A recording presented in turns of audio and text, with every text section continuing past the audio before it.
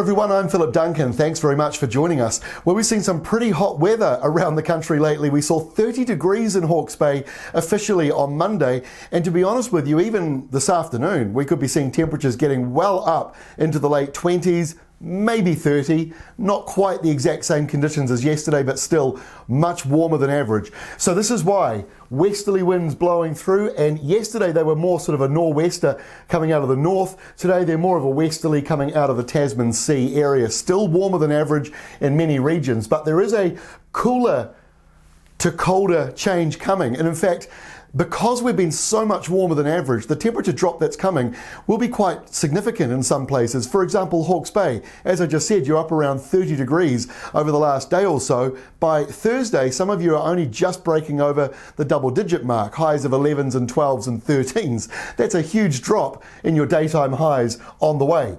Now let's kick off our forecast today with the 7-day rainfall forecast. This is covering us right through till next Tuesday. So the main area of rain over here on the west coast, mostly in the central to southern areas, and you're pushing over 100 to 150 millimetres of rain accumulating. Further up in the more populated places like Greymouth and Westport, those totals are more around 50 to 70 millimetres. And Southland, waterlogged Southland, 20 millimetres of rain coming for you. Some of you will have less than that because it's a bit more patchy and broken up. So it's not great, but it's not bad either. It's sort of in the middle. And further to the north, this is not great news for the Hunua Ranges. Just 2 to 10 millimetres forecast for Auckland City. So we're still dealing with this drought as far as a water storage drought is concerned. Not so much a soil moisture one, but certainly those water storage areas need more rain, and that's not enough. So let's take a look at the forecast as we go into Wednesday. We've got a couple of cold fronts here.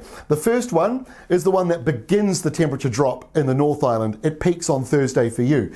The second one is the peak of the cold change for the South Island, arriving on Wednesday around about lunchtime or late morning into Southland. Then it moves up into Lake Oahu. That's the good news. You get showers, more of them, and you get a temperature drop again, and the winds, they're fairly light into that area. So that's good news.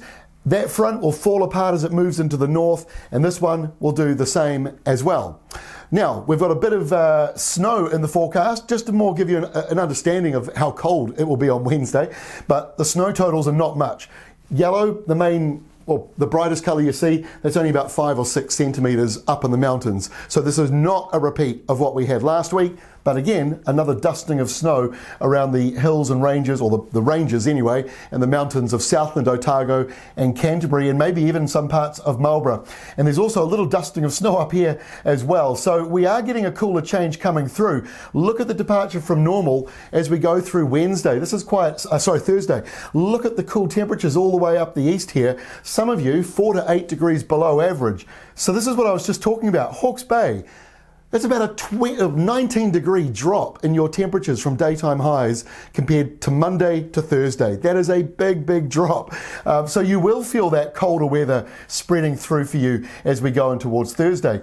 And the setup for Thursday, well, it looks like this. You've got high pressure in charge down here to the south, and that's encouraging this southeasterly wind pushing over the Chathams and straight on into the eastern side of the country. Down around Southland it dries out, as well as Otago, but Canterbury northwards, showery weather. Now the flip side is that places like Waikato and Auckland and King Country and the west coast will start to lean a little bit warmer than average. It's a little bit like a reverse nor'wester.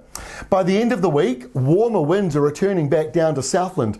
It's a northerly flow, so that will lift temperatures up, but there could be a couple of cold mornings. Don't forget to go to ruralweather.co.nz, check our frost forecaster, as we do get down towards zero in some places towards the end of the week and the start of the weekend. A couple of showers up here as well, clipping northern Hawke's Bay, Gisborne area mostly, and 1 or 2 coming around into Northland, maybe Auckland as well. It's a little bit more borderline, but you could get a couple of showers on Friday. Let's go into the weekend, and there's an easterly around northern areas as the high starts to pull further out to the east, and the north to northwest winds continue to blow through elsewhere. So Saturday certainly looks mild around many places and mostly dry. Just a couple of isolated showers up here in the very northeast and north of New Zealand. And our final map for Sunday, not a great deal of change actually, but the high slips just a little further out, more over the Chathams now. That encourages more of these mild Subtropical winds returning again to the South Island. That'll drive in some rain down around Fiordland and Southwestland. Elsewhere, mostly dry, maybe a little cloudy along the western side, but the temperatures still above average right across the country. So while we do have a cold blip coming this week, it's just that, it's a blip. We're back to the warmer weather as early as Friday and the weekend.